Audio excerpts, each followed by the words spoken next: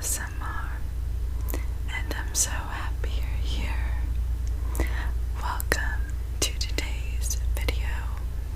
I think that this is actually going to be the first video in a new series that I'm going to do, and I think I'm going to call it the Show and Tell series.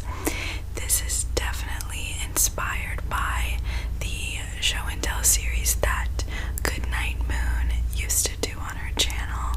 I loved that video series, and she would just like show and talk about random different things, and I've been wanting to do something like this for a while, and I think this is a perfect idea. I often have different things that I think make really good triggers or just are really cool, but never have a good way to include them in a video, and I think this kind of just random collection type video is perfect, and I'm really excited, and I hope you enjoy it. I think the first thing I'm gonna show you today is this new art piece I got. I think it's so cute. I'm in love with it. It's definitely very unique and not your normal kind of artwork. There is a cool story about it, or behind it, which I'm going to share with you. His name is Stuart, and he's kind of like a character. As you can see, he is an orange with this cute little orange head. Kind of gives me James and the Giant Peach type vibes, but his name is Stuart, and he's an orange, and he's created by this cookie shop in Orlando called Gideon's Bakehouse, and Gideon's Bakehouse is very Victorian era vibes. Imagine Victorian era during Halloween, and you'll kind of get the picture. And they make these insane cookies, but they're also all about the story and the essence behind the cookies they make. So back in March, they came out with an orange chocolate chip cookie, and they came up with this whole character behind it, Stuart, and they released these limited edition prints of Stuart. And when I saw this on their Instagram, I couldn't resist. I just fell in love with him. I think he's so cute, cute in a creepy way, you know. So he actually, the print just came in a little bit ago, and then I bought this really, really cool, Victorian antique frame on Amazon, and I was so happy, and surprised and shocked how perfectly the greens matched. I wasn't sure based on Amazon's picture. You never really know, but it looks like it was meant to be together, and I'm obsessed with it. You can even see that the artist signed it, which is very cool. So yeah, I really, really like this. If you're ever in Orlando, you gotta try Gideon's Bakehouse. They are famous for their cookies. Their cookies are these massive masterpieces. I think each cookie is half a pound. They're humongous, and they're filled with chocolate chips, and they have different flavors. You know, I think they're definitely one of those companies that is really, really prioritizes the product. So they only have 6 flavors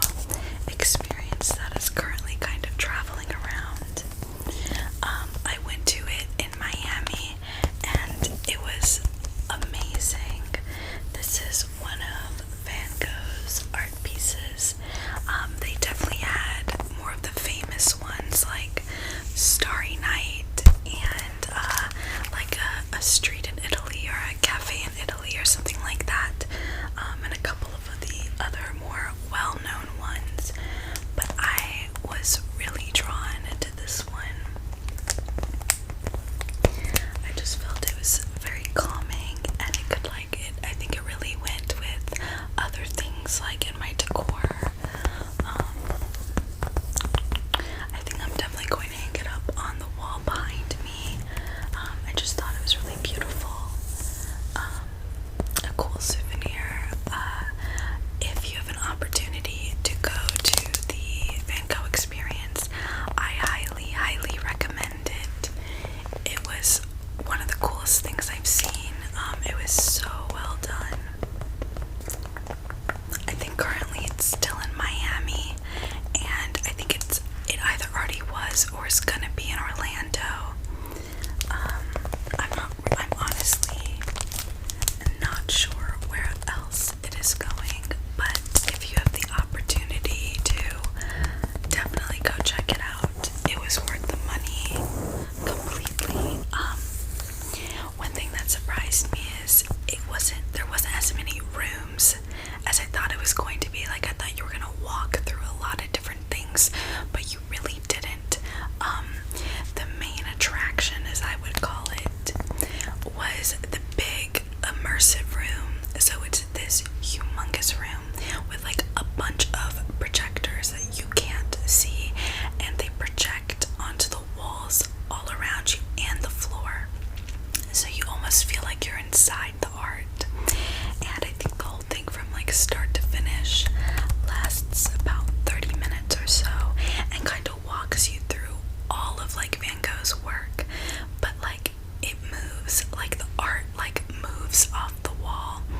A good example like I would have is like, imagine you're watching Starry Night be like painted on the wall in front of you, but there's like no paintbrush, like the lines just appear and the whole thing is slowly painted, and then once it's done, like it starts like moving as if it's like you're watching a real night sky, not a painting. And like the whole thing is like that, like this, the painting like it came to life where it like grew across the wall, the branches kind of like opened up and you watched the flowers bloom, and it like turned into this painting.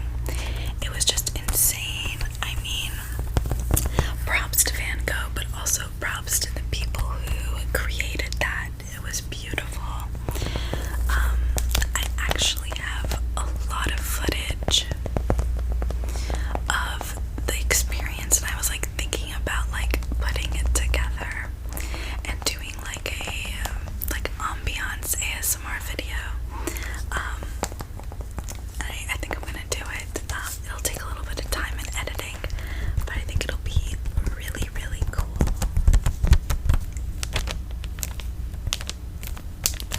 I'm sorry if this plastic gives off any kind of glare. I want to leave it protected before I get a frame for it. I haven't gotten a frame for this one yet.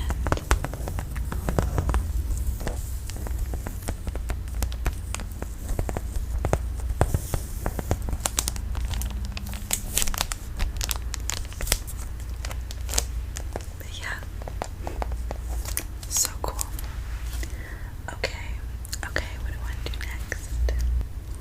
Okay, next I have this adorable little Snorlax. And I have no idea where I got him from. I feel like some kind of like Happy Meal toy maybe. I don't know. But I usually leave him on my bookshelf, and I don't know, it just makes me so happy. I'm a huge fan of Pokemon. Huge fan. I began watching it when I was a kid and never fell out of love. If you're into Pokemon, let me know who your favorite character is, who your favorite Pokemon is. While I love Snorlax, when I was younger, my favorite was definitely Rapidash, the horse with the mane and tail of a fire. I thought Rapidash was stunning and bold. Also loved Raichu, like, awesome. And of course, like, I feel like a lot of people love Squirtle.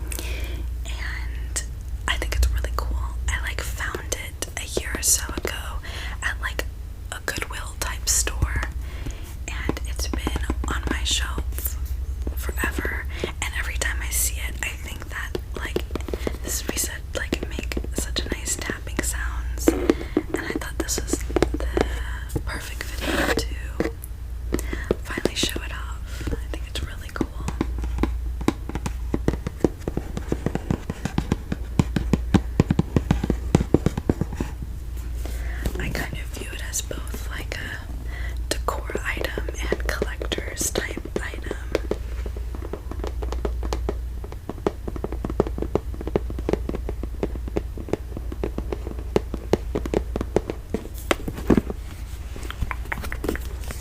This CD set contains all 9 Led Zeppelin studio albums as originally sequenced, digitally remastered by Jimmy Page and George Marino at Sterling Sound, New York. All nine. Led Zeppelin, Led Zeppelin 2, Led Zeppelin 3, Houses of the Holy, Physical Graffiti, Presence, In Through the Outdoor, and Coda.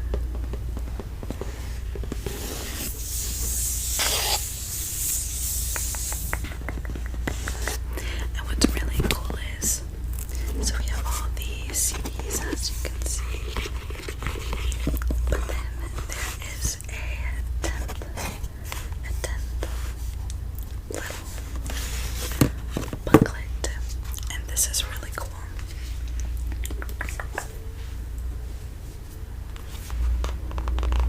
You know how like collector's items and stuff like this often have like some kind of special little extra, like whether it's photographs or whatnot.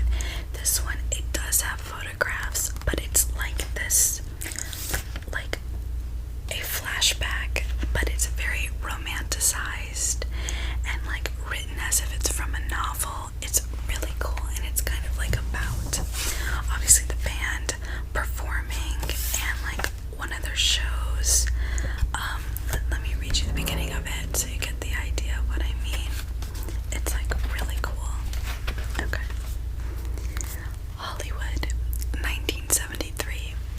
It was only the second day of Led Zeppelin's stay in Los Angeles.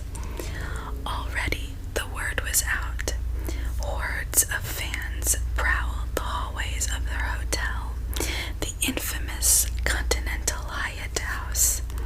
The lobby was filled with photographers, groupies teetering on platform heels, even an impatient car salesman who come to deliver a hot rod to drummer John Bonham.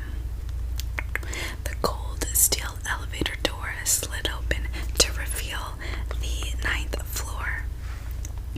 2 beefy security guards stood there demanding a note of authorization.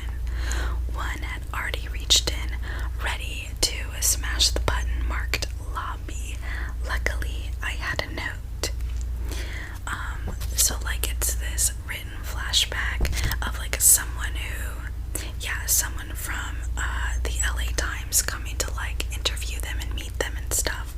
But it's just about like his experience, and then like he kind of goes through like the band's history and whatnot, and it's just really cool. And it has all these like cool photographs. Some I've seen, some I haven't. I love this one. I like dig these glasses. He's got style.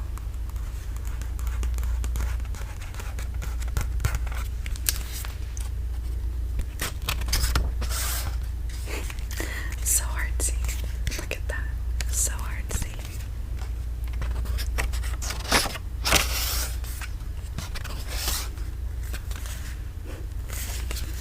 And it just like is this whole thing. It's so cool. Look at that face.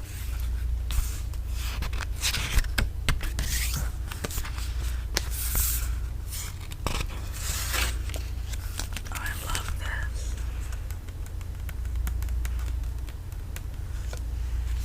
You know, all like the rock stars looked so cool back then.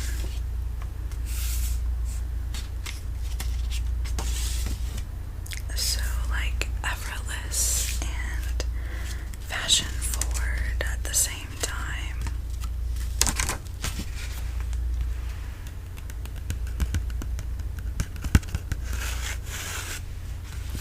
Very cool. Yeah, I really like this.